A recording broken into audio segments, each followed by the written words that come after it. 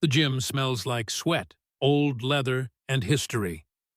Faded posters of champions line the walls, men who built legends with broken knuckles and iron wills.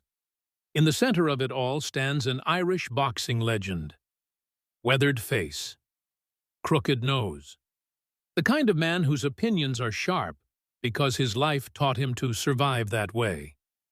A camera is rolling.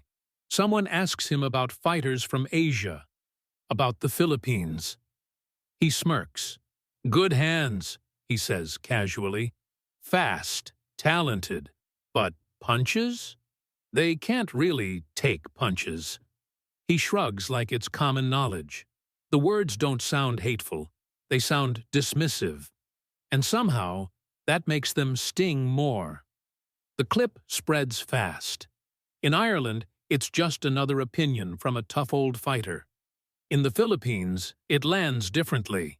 Not as an insult, but as a challenge. Because Filipinos have heard this before. They were told they were too small, too skinny, too soft, too polite to survive the brutal world of boxing.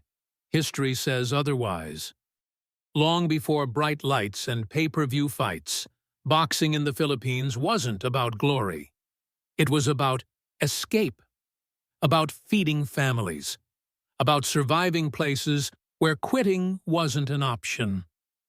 In small towns and crowded cities, boys learned early what pain felt like. Not just from punches, but from life. Hunger, loss, responsibility too heavy for young shoulders. They didn't train to look intimidating. They trained to endure. Back in Ireland, the legend laughs when told Filipinos reacted strongly. "I'm just saying what I've seen," he replies. "Boxing is about toughness." Then something unexpected happens. A promoter reaches out. A sparring exchange is arranged. Not a spectacle, not a circus. Just boxing. Quiet. Respectful. Real. A Filipino fighter steps into an old-school gym far from Manila. No flashy entrance. No trash talk. Just taped hands and calm eyes. He bows slightly. Not weakness, but habit.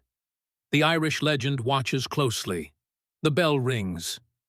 The first punch lands clean. Sharp, heavy. The Filipino barely flinches. Not because it didn't hurt, but because pain isn't new to him. The Irish boxer presses harder. Body shots, hooks. The kind meant to break confidence. Still, the Filipino moves forward. His guard stays tight. His feet stay active. His breathing stays controlled. Round after round, the punches come. And something strange happens. The Irish legend stops smiling. He starts noticing the small things. The way the Filipino exhales on impact. The way he rolls with punches instead of absorbing them straight. The way he answers back, not with anger, but precision. This isn't recklessness. This is discipline. Between rounds, the Filipino doesn't boast. He doesn't complain. He listens, nods, adjusts. By the fifth round, it's clear. He's still standing, not just standing, thinking. The legend leans against the ropes, arms crossed now, eyes narrowed. He's seen tough men before, but this toughness feels different, quieter, deeper. Later that night, footage leaks online.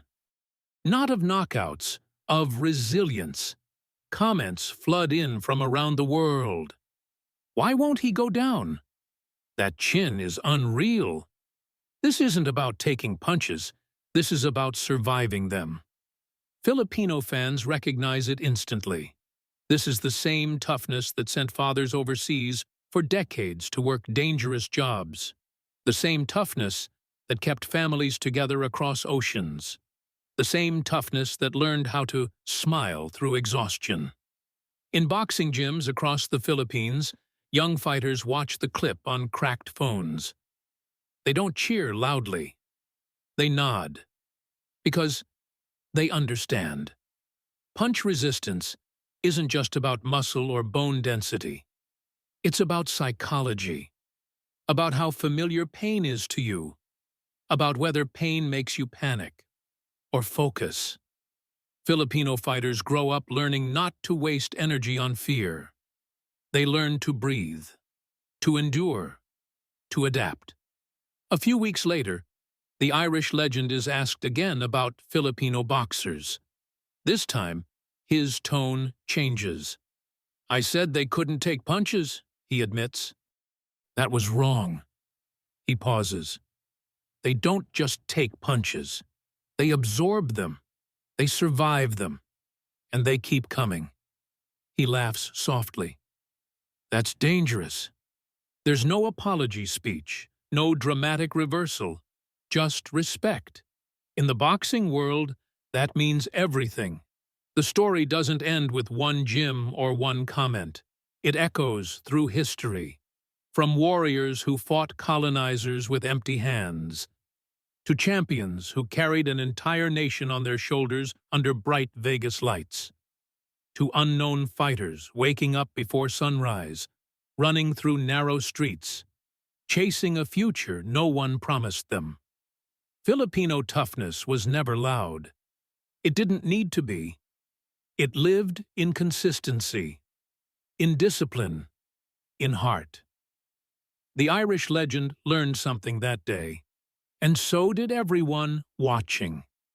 That toughness doesn't always look intimidating, that strength doesn't always announce itself, and that the people you underestimate the most are often the ones who can take the hardest hits and keep moving forward.